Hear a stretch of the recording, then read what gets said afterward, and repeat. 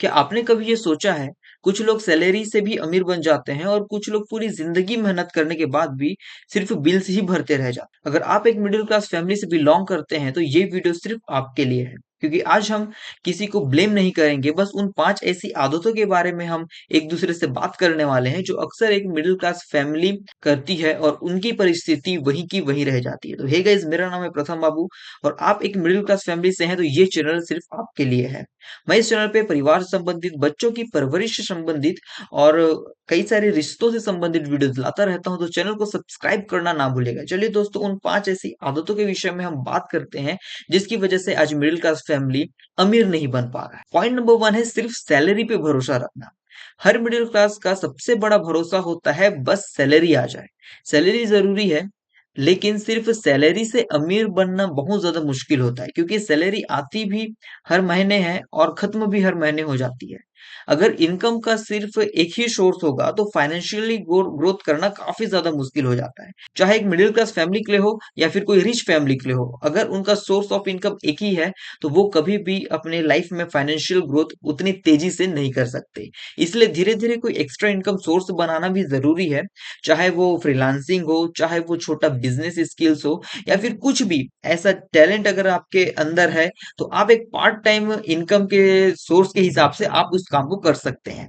Point number 2 है income बढ़ती है, खर्चा भी बढ़ जाता है, लेकिन आप वहीं के वहीं रह जाते हैं। ठीक है, इसका कारण क्या है? देखिए, आपको जैसे प्रमोशन मिलता है, ठीक है, तो आपने तुरंत नया फोन ले लिया, सैलरी बढ़ जाती है तो नई बाइक आपने ले लिया, बोनस मिलता है तो आप वेकेशन पे चले जाते हैं। यही जो साइकिल होती है ना, मिडिल क्लास को आगे बढ़ने नहीं देती है।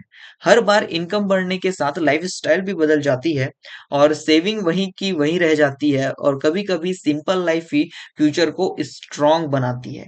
तो मेरा ये कहना है, आप मेरा ये नहीं कहना है कि आपके पास अगर पैसे आती है, आपका अगर सैलरी बढ़ता है तो आप वेकेशंस पे ना जाओ, आप गाड़ी मत खरीदो, लेकिन आप वही चीजों पे आप खर्च करो जो आपको जरूरत है। आपके पास ऑलरेडी वो सारी चीजें हैं, तो आपको ऐसा नहीं करना चाहिए। इससे क्या होगा, आप पैसे से बचत कर सकते हैं और आने वाले समय में उस फंड से आप कुछ एक अच्छा अपना साइड बिजनेस या फिर सोर्स ऑफ इनकम, जो अनदर सोर्स ऑफ इनकम है, वो आप चालू कर सकते हैं।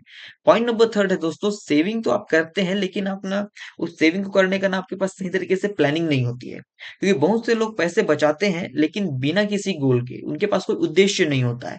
कभी इमरजेंसी आ गई तो सारी सेविंग खत्म हो जाती है। इसलिए सेविंग का पर्पस होना चाहिए, जैसे इमरजेंसी फंड, बच्चों की पढ़ाई, रिटायरमेंट या अपना घर।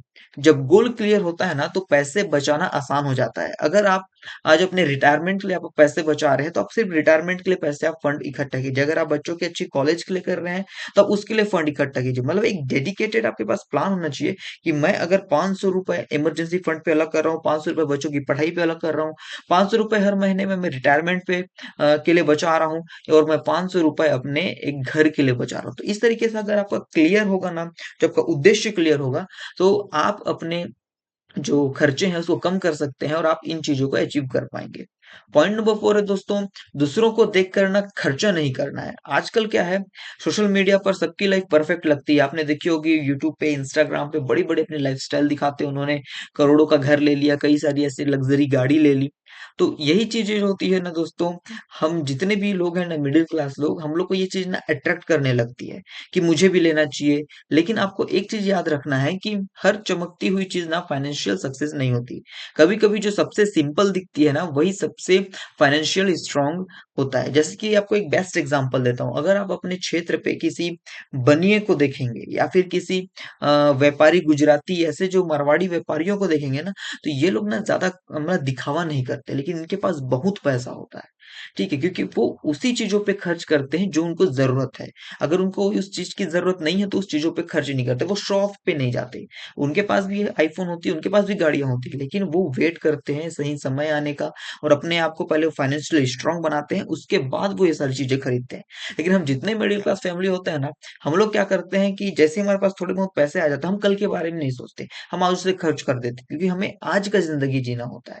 देखिए, आज का जिंदगी ही आखिरी जिंदगी होता है, ये बात सच है। कल क्या होगा किसी को नहीं पता, लेकिन कल क्या होगा, कल का जिंदगी कल देखा जाएगा, ये सोच के अगर आप सेविंग्स नहीं करेंगे, ये सोच के अगर आप अपने जो इनकम ऑफ सोर्स है उसको नहीं बढ़ाएंगे, तो आप वहीं के वहीं रह जाएंगे और दुनिया आपसे आगे चले जाएगी। पांचवी और आखिरी पॉइंट है कि फाइनेंशियल नॉलेज को आप इग्नोर मत करिए। स्कूल में हमें मैथ्स पढ़ाया जाता है, साइंस पढ़ाई जाती है, इकोनॉमिक्स भी पढ़ाया जाता है, ठीक है, कई सारे ऐसे हिंदी, इंग्लिश सारी चीजें पढ़ाई जाती है, लेकिन पैसे संभालना किसी ने नहीं सिखाया।